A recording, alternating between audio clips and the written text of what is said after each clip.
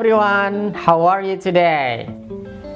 I'm very happy to be here because at this moment I'm going to talk to you about how to understand very easily tenses.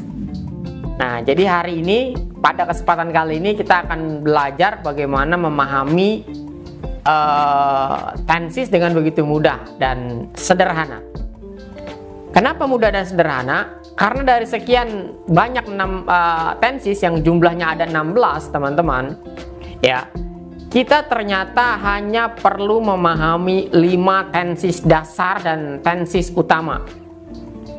Di mana 5 tenses dasar ini yang kita gunakan setiap hari, yang kita ulang-ulang setiap hari, bahkan in 24 hours, we always use these 5 tenses. Jadi dalam 24 jam keseharian kita itu kita menggunakan 5 tenses dasar ini dan ini paling utama. Nah, if you understand this, you will understand all other tenses. Jadi kalau kita memahami 5 tenses dasar ini, insya Allah kita akan memahami sisanya. Berarti berapa sisanya? 11 tenses yang lain. Kenapa kita bisa memahami dengan mudah 11 tenses yang lain? Karena yang lain itu adalah kombinasi dari kelima tenses dasar ini. Nah, untuk itu sekarang kita akan bedah yang pertama, yaitu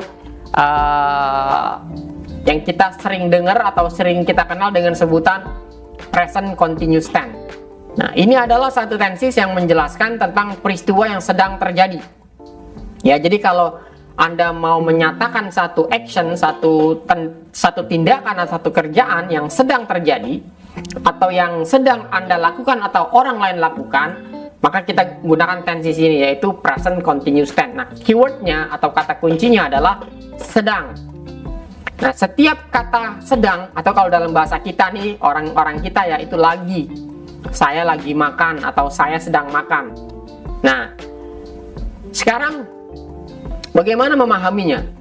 Jadi kata kuncinya adalah sedang. Nah, kalau kita mau mengungkapkan satu action, ya, satu tindakan ada sedangnya, maka kita harus kasih to be. Nah, jadi kalau lagi sedang, nih kita lagi mau ngomong sesuatu yang sedang terjadi, maka harus ada to be-nya. Apa itu to be? Teman-teman udah tahu lah ya. Is, am, are. Dan saya yakin teman-teman juga udah tahu pasangannya kan. Is pasangannya apa, am pasangannya apa, are juga pasangannya apa. Saya yakin teman-teman udah tahu. Nah, jadi kata kuncinya sedang harus pakai to be. Dan kata kunci yang kedua, yang ketiga maksud saya, setelah to be, kata kerjanya harus tambah ing. Gampang kan? Jadi kalau ada sedang, pakai to be, tambah ing. Udah selesai, gampang banget. Nah, contoh misalnya, saya sedang makan. Ya udah, kita langsung bilang I am eating. Ya, saya lagi makan. I am eating. Jadi sedang sama lagi tuh kalau dalam bahasa kita tuh sama aja, dia juga ya. Kemudian contoh yang kedua misalnya, saya sedang minum. I am drinking. Kamu sedang minum. You are drinking. Gampang sekali. Jadi intinya, setiap kita mau menyampaikan sesuatu tindakan atau kerjaan yang sedang terjadi, ya, atau yang sedang dilakukan, atau yang orang lain sedang lakukan, maka kata kuncinya pakai to be, pakai ing. Selesai, udah gampang itu.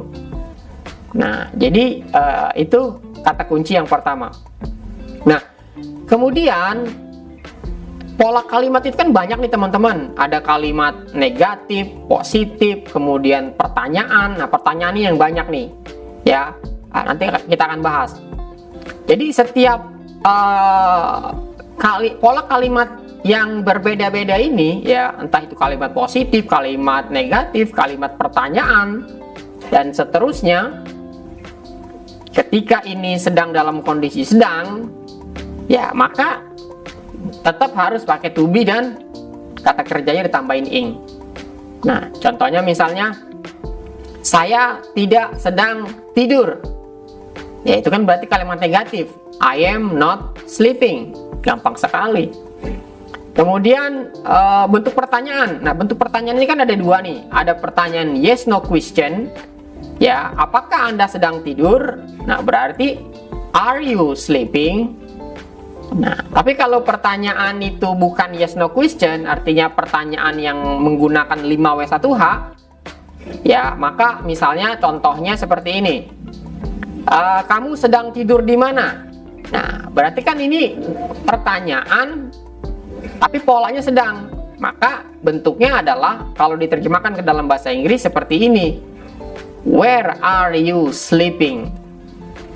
Nah, jadi polanya seperti itu. Jadi kalau ada sedang, pakai to be, pakai ing. Yang penting kita tahu nih, to be ini pasangannya masing-masing apa. Nah, kalau kita ini sudah paham, itu kita akan lebih gampang nanti merangkai kalimat ke dalam bentuk present continuous tense. Jadi kita nggak usah perlu tuh ngapalin rumus-rumus yang bikin kita ngejelimet ya. Jadi langsung aja kita pahamin polanya. Kalau sedang pakai to be, pakai ing. Apapun pola kalimatnya, negatif, positif, pertanyaan, ya pertanyaan yes no question atau pertanyaan yang bentuknya menggunakan question mark atau 5W1H. Oke. Kemudian yang kedua, simple present tense. Simple present tense ini teman-teman adalah satu pola kegiatan atau tindakan yang diulang-ulang atau habit, kebiasaan. Jadi indikatornya kalimat ini ada kata-kata selalu, kadang-kadang, biasanya, tidak pernah, pernah, jarang, dan seterusnya. Nah, ketika kita ingin mengungkapkan satu tindakan, if we want to express our action that we do every day, let's say ya, maka pola tenses yang digunakan adalah simple present tense. Jadi ketika ada kata-kata tadi yang saya sebutkan, selalu, kadang-kadang, kemudian tidak pernah, pernah, jarang, biasanya, itu kata kuncinya harus menggunakan do atau does. Do untuk I, you, we, they, does untuk he, she, it. Nah, apapun pola kalimatnya, ya kan? Nah, jadi kalau Anda mau bilang saya selalu makan, ya Anda tinggal gunakan kalimat I always eat. Saya selalu makan. Saya selalu bangun jam 5 pagi. I always wake up at 5 AM. Ya kan? Nah, jadi simple banget. Nah, terus kalau kita rubah kalimat ini menjadi kalimat negatif, I do not atau I don't always wake up at 5 o'clock in the morning. Kalau kita buat pertanyaan, ya ingat ini kan subjeknya kan I. Nah, berarti pertanyaannya jadi seperti ini. Do you atau do I always wake up at 5 o'clock in the morning? Nah, jadi yang penting kita harus tahu tuh kalau ini kegiatan sedang diulang-ulang, maksud saya diulang-ulang atau kebiasaan, maka kita menggunakan do atau does. Itu kata kuncinya. Ya, kata kuncinya tadi kadang-kadang, selalu, always, ya kan, sometimes, never, ever, usually, seldom, dan seterusnya.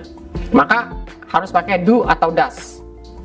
Nah, kalau yang does kapan digunakan? He, she, it. Misalnya, he always go to school every morning. Berarti kalimatnya he always goes to school every morning. He doesn't always go to school every morning. Does he always go to school every morning? Jadi gampang banget. Yang penting teman-teman tahu clue-nya nih. Tadi clue-nya saya udah sebutin. Kalau sedang, to be, pakai ing. Kalau selalu dan teman-temannya pakai do atau does. Kemudian Anda tinggal memahami pola kalimat yang lainnya. Saya kasih contoh dulu untuk pertanyaan yang menggunakan 5W1H. Contohnya misalnya di mana, ya, di mana dia, ya, itu belajar bahasa Inggris. Where does He study English. Pakai does. Kenapa? Karena he. Nah, jadi yang penting kita udah tahu pasangannya, polanya. Jadi akan lebih mudah kita memahaminya. Oke, ini saya kasih contoh sederhana aja. Teman-teman bisa bikin contoh yang lainnya. Kemudian yang ketiga, teman-teman, tenses yang ketiga yaitu future tense. Jadi satu tindakan, satu kegiatan yang akan dilakukan di masa yang akan datang. Berarti kerjaan ini atau tindakan ini belum dilakukan. Maka kata kuncinya adalah akan. Jadi setiap kita ingin menyatakan satu tindakan yang akan terjadi, berarti kata kuncinya akan, ada akannya, maka pakai will. Kita gunakan will. Ya, misalnya saya akan pergi ke Bali besok. I will go to Bali tomorrow. Nah, I will not go to Bali tomorrow. Will I go to Bali tomorrow? Gampang banget tuh polanya kayak gitu. Ya, kemudian ketika kita nanya, kapan Anda akan pergi ke Bali? When will you go to Bali? Gampang kan? Jadi pola seperti itu.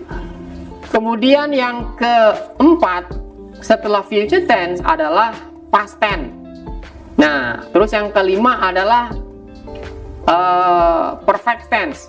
Nah, ini akan saya bahas di video berikutnya karena ini rada panjang dan ini menggunakan perubahan kata kerja. Jadi saya tidak akan bahas di sini. Di video ini saya bahas 3 dulu. Yang penting teman-teman sudah tahu clue-nya, ya. Yang sedang clue-nya apa, kemudian yang diulang-ulang itu clue-nya apa, dan yang akan clue-nya apa. Ini ya. Jadi nggak usah ngapalin rumus teman-teman. Nah, jadi teman-teman ketika membuat kalimat itu teman-teman nggak usah pusing. Karena apa? Yang berubah itu kata kerja bantu dan kata kerja aslinya. Kata kerja bantu dalam hal ini kalau di sedang itu adalah is, mr. Ini kata kerja bantu. Nanti kata kerja aslinya apa? Misalnya go jadi going, sit jadi sitting, ya kan? Eat jadi eating, ya kan? Write jadi writing, dan seterusnya. Ini polanya. Kemudian untuk yang akan itu pakai will kan? Itu kata kerja bantunya berarti will. Jadi setiap ada akan pasti pakai will. Kemudian kata kerjanya ya biasa aja, kata kerja pertama. Kemudian yang ketiga kebiasaan yang diulang-ulang. Ya, berarti ada do atau does. Nah, itu pola-pola yang harus kita pahamin. Makanya ketika kita memahami ini dengan baik, ya kita nggak perlu ngapalin rumus, yang penting tahu polanya. Karena yang berubah itu, sekali lagi saya ulang, yang berubah itu adalah kata kerja bantu dan kata kerja asli. Ya, kata kerja asli itu dalam hal ini ya, misalnya pergi, makan, tidur, berjalan, bermain, dan seterusnya. Kalau kata kerja bantu itu kayak is, mr, will, do, does, dan yang lain-lain. Nah, jadi itu yang ingin saya tekankan di video ini. Artinya kalau Anda belajar tenses nggak usah ngapalin rumus teman-teman, tapi pahami polanya, kemudian langsung praktek to the point. Misalnya hari ini Anda lagi ngapain? Misalnya hari ini Anda lagi misalnya nonton TV. Nah, coba kalau sedang nonton TV berarti kalau diungkapkan ke dalam bahasa Inggrisnya apa nih? Oh, itu kayaknya sedang lagi. Oh, berarti I am watching TV. Mau pakai now juga nggak apa-apa. I am watching TV now. Ya kan? Nah, tinggal bentuk kalimatnya nih, positif, negatif, atau pertanyaan. Nah, teman-teman tinggal kuatkan polanya. Kemudian kalau teman-teman misalnya punya rencana, besok kayaknya pengen pergi ke mall deh. Oh, berarti besok itu rencana. Oh, rencana pakai akan. Akan berarti pakai will. Oh, tomorrow I and my friend will go to mall. Nah, seperti itu. Nah, tinggal konteks kalimatnya, mau positif, mau negatif, mau pertanyaan. Intinya sama aja. Kemudian misalnya teman-teman cerita ke orang bahwa teman-teman itu biasanya kalau hari Minggu itu olahraga. Nah, berarti teman-teman menceritakan sesuatu yang diulang-ulang, kebiasaan. Maka teman-teman boleh bilang seperti ini. Every Sunday, I always do exercise. Jadi setiap hari Minggu saya selalu olahraga. Nah, dan seterusnya. Jadi gampang banget. Nah, jadi clue-nya seperti itu. Jadi teman-teman pahami aja clue-nya, nggak usah ngapalin rumus. Saya yakin ini akan mempermudah kita untuk memahami tenses. Dan juga yang paling penting, you can apply in your daily activities. You can use in your daily activities. Itu yang paling penting, bisa mengaplikasikannya dan bisa menggunakannya dalam keseharian kita. Oke, I think that's enough for this topic. Thank you very much for your attention. Good luck and see you on next videos.